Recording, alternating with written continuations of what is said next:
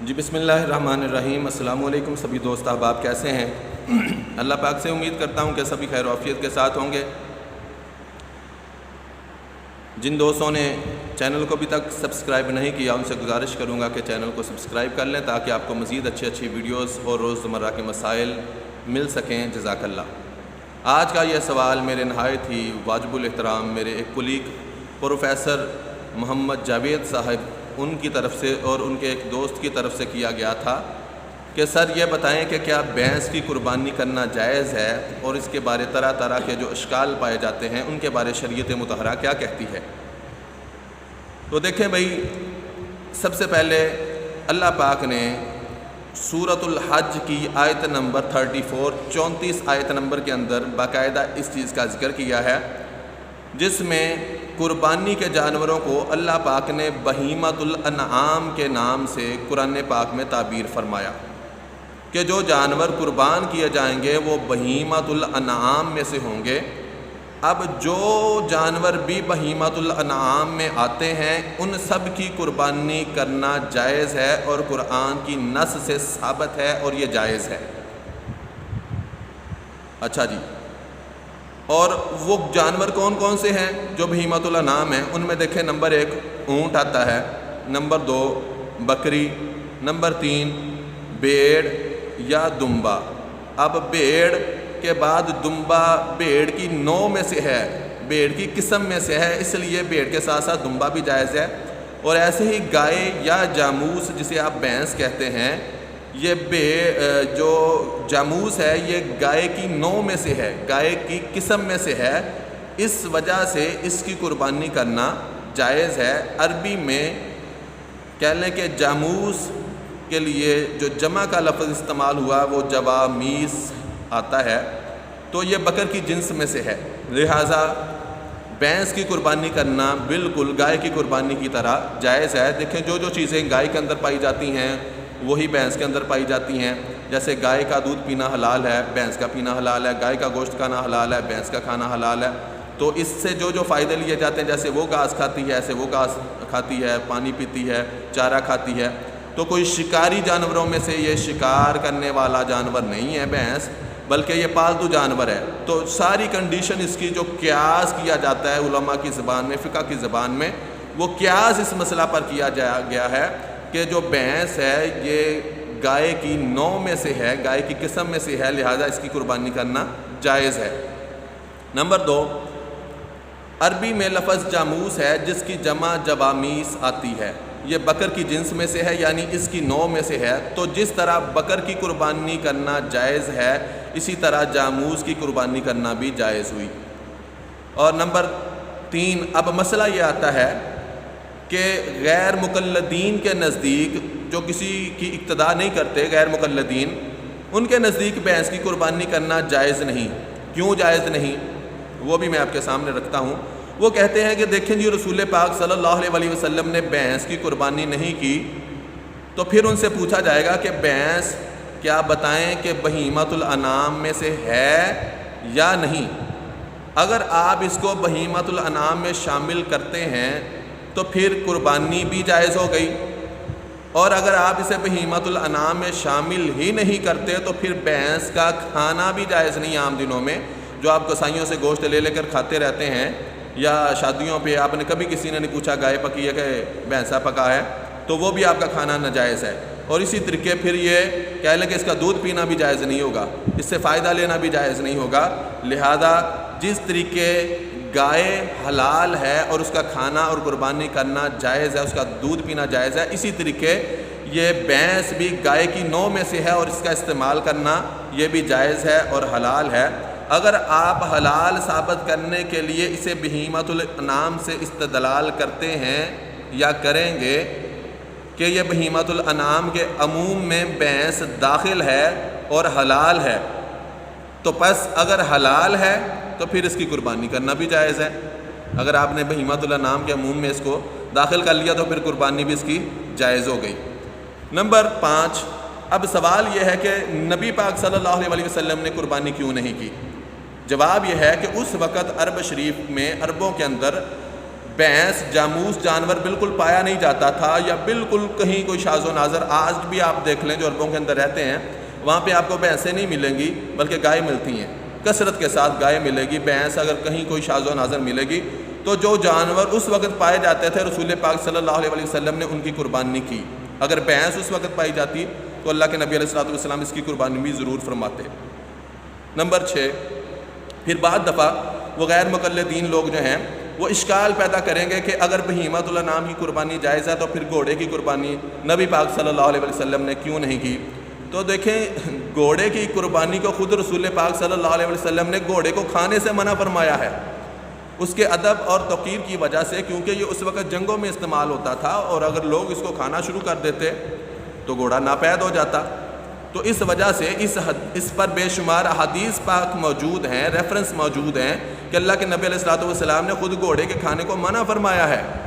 بغیر کسی مجبوری کے، بغیر کسی ایسی قباحت جو کہ جب آپ کی جان جا رہی ہو، جب آپ کو کچھ نہ ملے. تو اللہ کے نبی علیہ الصلوۃ والسلام کی باقاعدہ حدیث پاک موجود ہے، سنن نبی داؤد میں ہے، طحاوی شریف میں ہے، دارقطنی میں موجود ہے، اور سنن نسائی کی حدیث پاک 4338 4338 حدیث پاک، جس میں حضرت سیدنا خالد ابن ولید سے ہے کہ رسول اللہ صلی اللہ علیہ وسلم نے فرمایا کہ گھوڑے کا گوشت، پالتو گدھے کا گوشت اور کھچر کا گوشت کھانے سے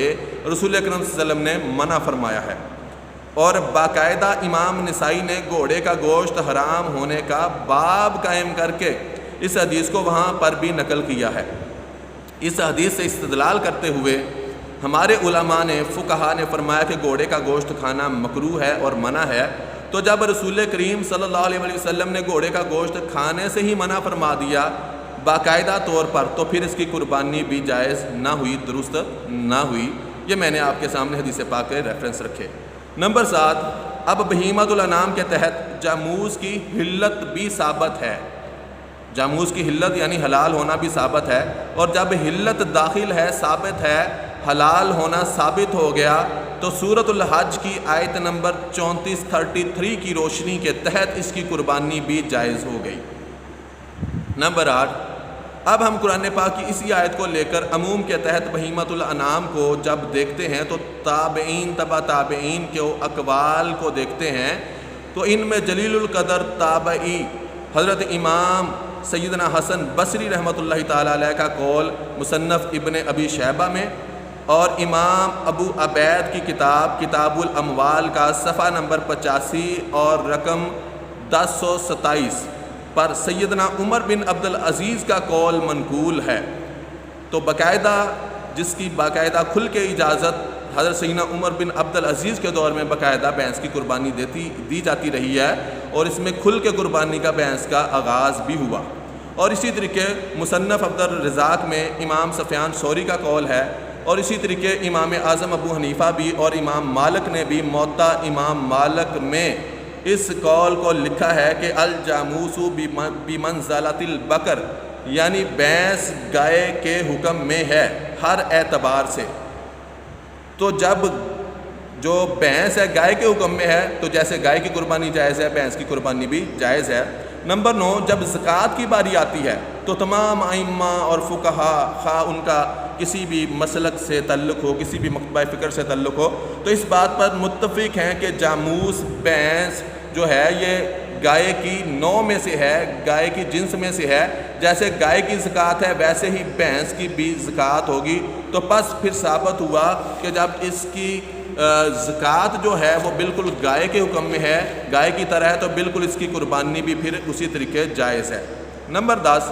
بعض لوگ کہہ دیتے ہیں کہ اس کے اوپر پھر غیر مقلدین کا کسی کا کوئی بات بتا دیں. تو دیکھیں میں آپ کو غیر مقلدین کے بھی اس کے اوپر فتاوی جات کا ریفرنس دیتا ہوں. اس کے اوپر غیر مقلدین کا اقوال بھی موجود ہے، جن میں مولوی ثناء اللہ امرتسری فتاوی ثنائیہ کے اندر جلد نمبر 1 صفحہ نمبر 880 پر، اور مولوی عبید اللہ رحمانی نے مرآت